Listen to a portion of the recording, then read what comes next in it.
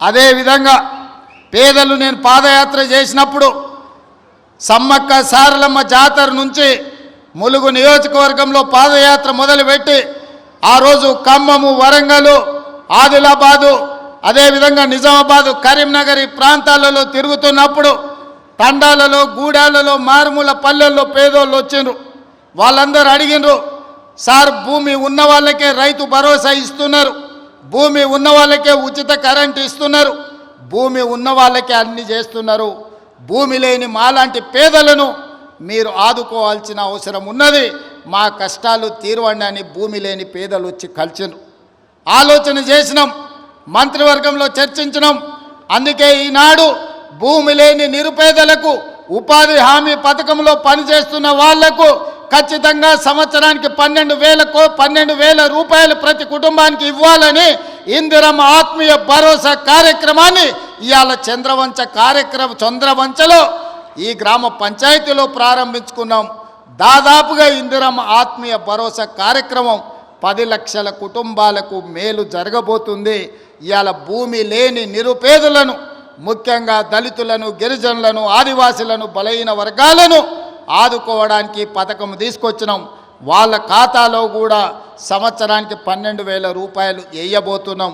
వాళ్ళ నగదు కూడా రాత్రి 12 గంటల తర్వాత బదిలీ కాబోతున్నదని చెప్పి నేను ఈ సందర్భంగా తెలియజేయదలుచుకున్నా.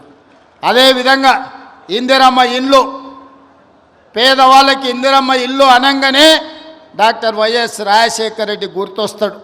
ఆనాడు 2004 నుంచి 2014 వరకు ప్రతి పేదవాడికి ఇల్లు లేని ప్రతి వాడికి ఇల్లు కట్టుకోవడానికి ఆనాడు ఇందిరమ్మ ఇల్లు ఇచ్చినాం.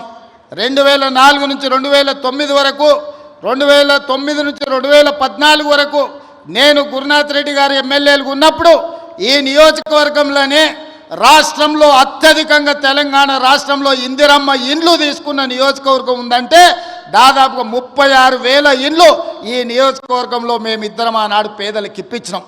చంద్రశేఖరరావు కడుపు మండి 2014లో అధికారంలోకి వచ్చిన తర్వాత ఎందుకు కొడంగల్ పేదలకు అత్యధికంగా ఇల్లు ఇచ్చిండ్రని సిబిసిఐడి ఎంక్వైరీ చేసిండు. కానీ ఆయన ఎన్నికలప్పుడు మనకు మాట చెప్పిన డబుల్ బెడ్రూమ్ ఇల్లు ఇస్తా అని. నేను అడుగుతున్న ఈడున్న కొడంగల్ శాసనసభ నియోజకవర్గ యువకులను, చాలామంది ఇక్కడికి వచ్చిండ్రు, మీ గ్రామాలలో ఎవరికైనా డబుల్ బెడ్రూమ్ ఇల్లు వచ్చిందా? ఎవరికైనా వచ్చిందా? మొత్తం మన నియోజకవర్గంలో కూడా ఏ ఒక్కరికొక డబుల్ బెడ్రూమ్ ఇల్లు ఇయ్యలే. ఊరికో కోడి, ఇంటికో ఈక కూడా ఆనాడు ప్రభుత్వం ఇవ్వలేదు. కానీ ఈనాడు ఈరోజు ఈ వేదిక మీద నుంచి చంద్రవంచలో ఉన్న పేదవాళ్ళందరికీ ఇందిరమ్మ ఇల్లు ఇవ్వడమే కాకుండా ఈ శాసనసభ నియోజకవర్గంలో మార్చి 31 తారీఖు లోపల 3,500 ఇందిరమ్మ ఇల్లు పేదవాళ్లకు ప్రతి వాడికి 5 లక్షల రూపాయలు ఉచితంగా ఇందిరమ్మ ఇల్లు కట్టుకోవడానికి మనం రాబోయే 2.5 నెలల్లో కొడంగల్ శాసనసభ నియోజకవర్గంలో ఇండ్లు మనం ఇచ్చుకోబోతున్నాం. ఇవి సరిపోవు.